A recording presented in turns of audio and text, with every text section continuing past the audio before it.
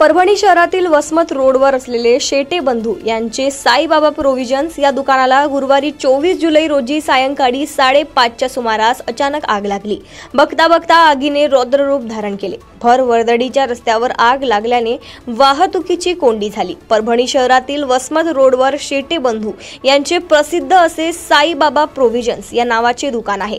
सदर दुकानात जीवनावश्यक वस्तूंसह दररोज लागणाऱ्या साहित्याची विक्री होते। त्याचप्रमाणे शालेय साहित्य देखील विक्री केले जाते। गुरुवारी सायंकाळच्या सुमारास अचानक दुकानाला आग लागली। बघता बघता आगीने रौद्र रूप धारण केले। मोठ्या प्रमाणात धुराचे लोड उठू लागले। आगीची माहिती परभणी मनपा अग्निशमन दलाला दिली। अग्निशमनची वाहने घटनास्थळी रवाना झाली।